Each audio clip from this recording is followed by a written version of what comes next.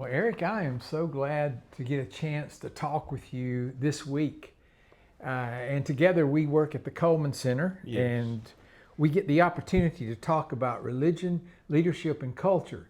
It's a big umbrella with a lot of things to talk about. And if there were only things going on in the world that were of interest that we could talk about in the moment. Yes, absolutely. Well, today we've chosen a topic that, quite honestly, is challenging.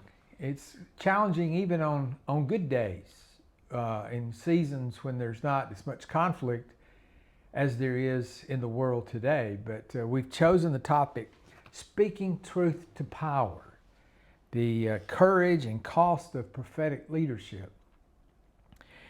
And I want to frame it this way. I'd like for us to begin to think about a question: when should leaders speak? I mean, there's a time to be silent, and there's a time to speak. But when does silence become complicity? And then the other question I have, and I want you to speak into this. I know you have, both in your training, in your PhD work in the area of the prophets, and as a teacher and leader, I want to ask you, when religious leaders challenge political power, are they being political or are they being prophets? Because we have witnessed both a religious leader who has spoken truth to power, in my opinion, and at the same time has been accused by some of being political.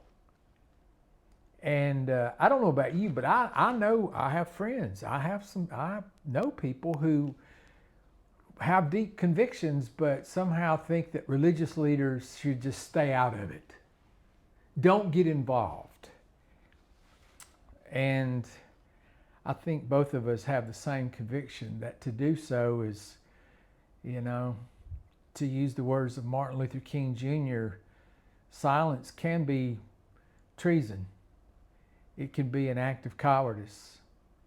And it seems to me a lot of that is still happening in the religious world today.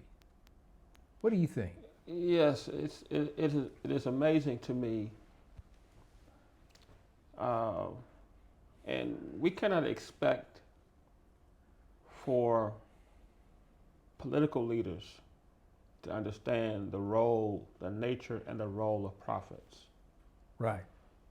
Because political leaders and religious leaders are operating on different spectrums. Yeah. Political leaders are spokespersons for the communities, preferably of those who elected them. Yes. Religious leaders are spokespersons for a higher authority. And that is not the work of political leaders. Right. They're not positioned to be spokespersons for God. It is interesting that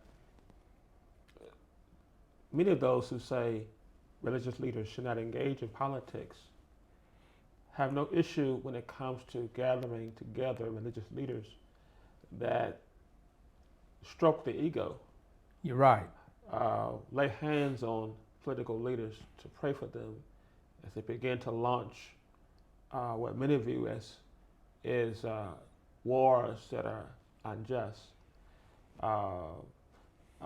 Leaders who position the highest leaders of the land as messianic figures, respected leaders. So, if just looking at this from the perspective of a political leader, if it's okay for those leaders to speak to political situations, then that it must also, by the same token, be appropriate for those who have a different perspective to speak to these concerns as well. That's right. It's a fine line, isn't it? Yes. That religion, when religion seems to just carte blanche support, Cater to, yes. cater to, let's call it for what it is. I think you would agree with this, that this lust for power that so many in the religious world have fallen to has led us down a path, beginning with, in many ways, the moral majority, the religious right, in the sense of, I don't mean just being conservative, I mean being wed to a political party, to the point that to be a Christian, one's Christian identity becomes confined to one's political convictions, ideology. This has been a real issue, a real problem for our time. And, you know, we both agree that that is not the role of religious leadership, and it's not the role of a prophet. Prophetic leadership calls for courage, for faith, for insight. And that's what we're talking about today. And so I don't want anyone to hear this as being just all criticism. It's not that. But I will say, you know, when a religious leader challenges political power, there typically is a pushback. Yes. There's cost. Yes. And from the perspective of a religious leader, to be silent in moments of crisis is to betray a higher power. That's right. And the religious leader looks at it from the perspective of I'm willing to pay the societal costs, the political costs for being a voice for the voiceless, but I don't want to pay the higher costs. Right. One of the prophets said, Ezekiel said that if the prophets don't give the warning, then when destruction comes, Right. then it says, Ezekiel said during that time that the blood Right. would be on the hands of those who refrained from speaking. When blood was being shed, when corruption was in the land. And the prophets have always stood in the balance. The role of the prophets is not just to critique the Right. church. They stand in the balance. They critique both the religious authorities and they also critique the state.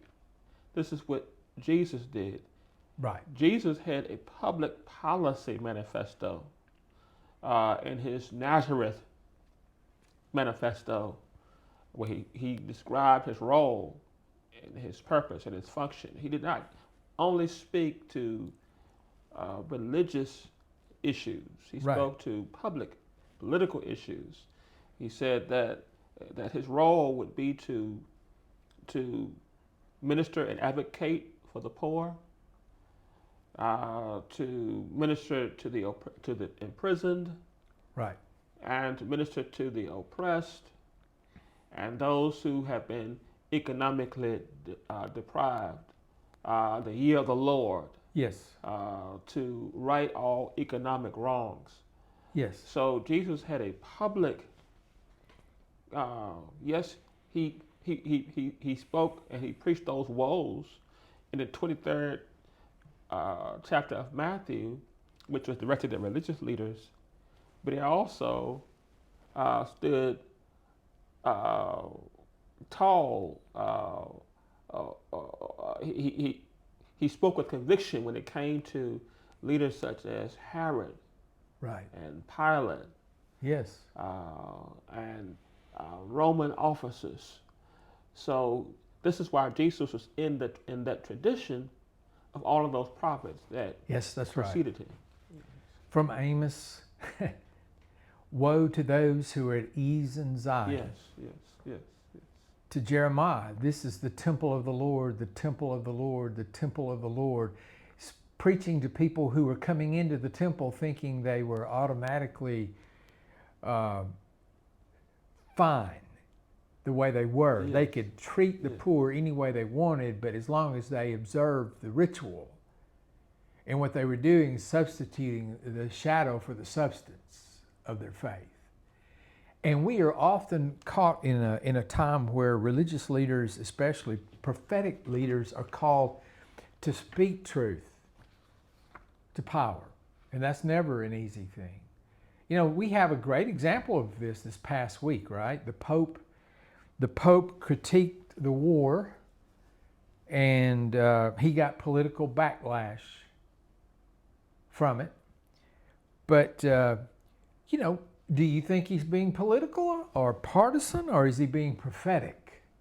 Yes. That the Pope's words reminded me of the work of Jonah. Uh, when a religious leader speaks in this way, they recognize the consequences of their words. This is why Jonah was so reluctant. That's right. But Jonah spoke to the leaders of Nineveh, Right. the greatest empire that the world had ever known, the Assyrian Empire, Right. and went to its capital and said that this empire is going to fall. This city, this capital city, is going to fall in 40 days if it doesn't change. Right. He was not speaking because he hated it. He did despise the Ninevites, but he didn't like them. His mission wasn't about hatred. No. His mission was from the divine. That Right. That God's concern for the Ninevites was that they would not be destroyed. Right. And so when the Pope or other religious leaders, now bear in mind the Pope isn't the only one who's spoken to this issue. No, of course not. But the most public. The most powerful Right. religious figure. Yeah. That is what has drawn the ire. That's because right. leaders all across the United States have spoken to this issue. Just think of Jesus' words, "Blessed are the peacemakers, for they shall be called the children of God." Just think about just those words. He's not referring to church conflict. No. And when it says peace, it doesn't mean conformity to the Roman Empire. No. It is a call against violence. That's right. It is a call to choose compassion, humanity, and justice over violence. That's right. And so Jesus' most famous sermon was both religious facing as well as politically facing as well. That's true. Yes. That's true, Eric. And what a great example of that. I mean, yeah, Jesus was confronting the empire and the religious elites of his time and gave us an example. I think what this present moment in history has reminded me of is that we don't get multiple choice. People of faith don't have multiple choice on this. Oh, I'll do this now and later I can do that. No, we are called on to choose between the kingdom of God, if you will, if you're a Christian. Will you choose the way of Jesus in the world, which is, as you said, a way of compassion and forgiveness and love? And yet, the other is if we allow the politics of our day to frame us and shape us and ultimately identify us, we've made that choice then. And it doesn't matter if you're already inside a faith community. You may be a member of. But if you've chosen to allow politics to override your conviction for the kingdom, then you can't straddle the fence on this. Yes. This is one of the interesting dynamics of this, because there's politics and there's partisanship. Yes. And, yes. And so many people, they somehow confuse the two. Right. Because the assumption is that if you engage in political, that you're out of bounds. Right. But that's the out of bounds. Where it becomes out of bounds is when, as you mentioned, we become aligned with a partisan ideology. Right. It is very interesting that when the Pope speaks out against um, abortion, for example, the Pope was applauded.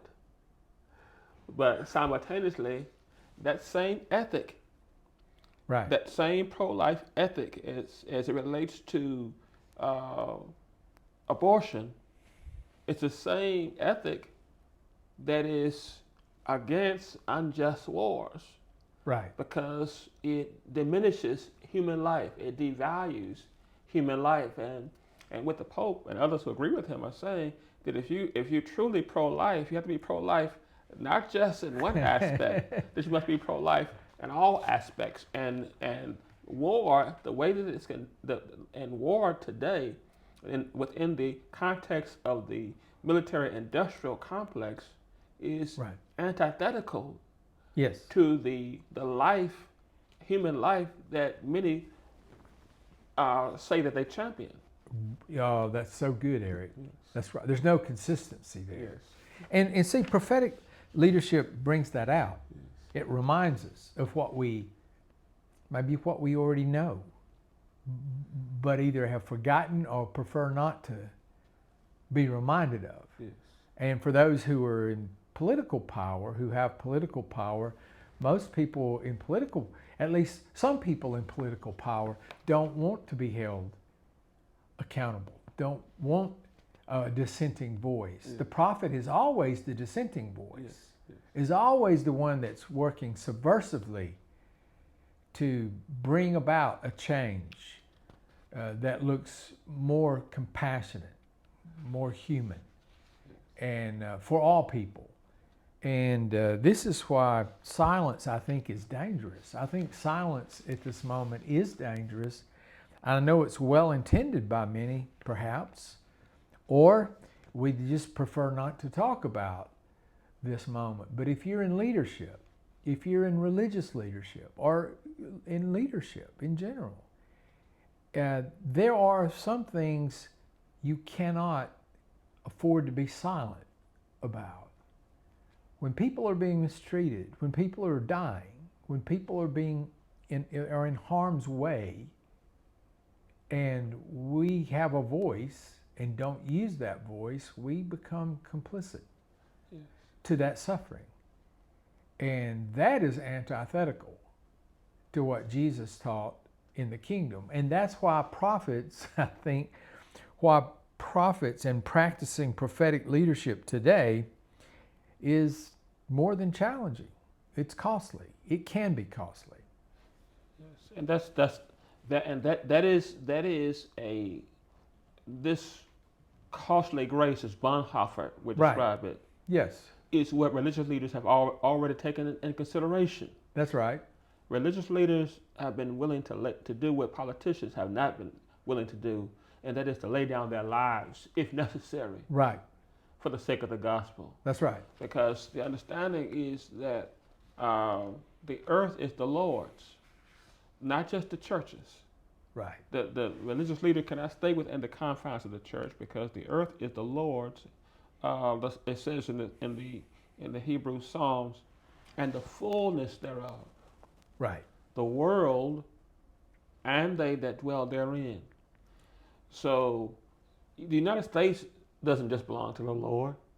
Right. Haiti belongs to the Lord. That's right. Cuba belongs to the Lord. The Congo belongs to the Lord. Israel and Gaza belongs to the Lord. The Iranians belong to the Lord. Right. Their land, those people belong to the Lord. And so the concern of the religious leader who was prophetic is not just for the lives of American citizens or European citizens. Right. They're concerned about how political structures violate our humanity, how economic structures violate our humanity, how militarism violates the humanity, not just of people, humans here in the United States, Right. but across the world. And that's the whole ethic of for God so loved the world. It didn't say God so loved the American nation. Right. And sometimes we can confuse that. We can confuse our country with God. And Right. so to go against against what leaders of the country are doing is tantamount to going against God. Right. And so that is one of the most, uh, uh, I would say, that is one of the most uh, confused understandings because a political system not only can often go against God, but most of the time goes against what Jesus and the prophets Yes. have told us, and also not only in the Christian tradition, Right. but throughout all traditions, because what the traditions hold in common is do unto others the universal value of doing unto others what you would have them to do unto you. That's right. Yes. That's right. That's good. I think, and I know I said this before in one of our talks, but for me, it comes down to how will you choose to use what influence you have, either to promote love and compassion and justice in the world, or the other side of that is, will you be co-opted into the illusion that power ultimately is the answer for all that ails the world? And I think intellectually we know the answer. I think practically people still assume sometimes that love is weak, that love is powerless, that love is, not the answer. But the fact of the matter is, without love, we don't consider every human being as people of worth. Yes. Yes. Without compassion, we forget who our neighbor is. Yes. Without justice, we turn our heads in ways where people are suffering and hurting and dying in the world. To not speak becomes a real issue, I think. And so maybe the deeper question for each of us, what kind of leadership will we exert in the world? We all have leadership. We all have influence. And those who are in, religious leadership positions have a responsibility to use that influence in ways that promote what Jesus was preaching in Luke 4 that you mentioned. That this is the way we move forward. This is the way to be better human beings in the world. Yes, because religion is concerned about the common good. Right. It is not concerned necessarily with citizenship. Right. Allow me to say this: the scale, and this gets to the motivation. If your religion, I'm not referring to your religious tradition. Right. If your religion is about preserving a certain status quo, right, rather than serving those who have been historically harmed, then you are more aligned with Nebuchadnezzar's Babylon than the 3 Hebrew boys who went through the fire when they faced Nebuchadnezzar, which will ultimately place those religious leaders who are seeking to align themselves with power to the Babylon's Nebuchadnezzars, who eventually failed. Right. All of these rulers have failed. That's right. But love has endured. Oh, that's good. Our religious traditions have endured. You are close to being a bit prophetic here, Eric. No, this is a great conversation. It's one that's needed. It's one, quite honestly, I wish we could have in a larger circle. That's why we record these conversations, because our hope is that as you listen, if you're listening to this, that it will stir something in you to think about how to live and exert influence in the world that you're a part of, in the world that you live in, and also to be reminded of that to be a prophetic leader requires courage. And I think in the world we live in, we need more of that. Yes. And so I really appreciate the conversation, Eric. Yes. I think it's a needed conversation, and look forward to further conversations along the way. Anything before we close? Just was one thing that goes back to the original question you asked, and that is there a time to be silent, and is there a time to speak? And I think that only the prophetic leader has to ask the question within themselves.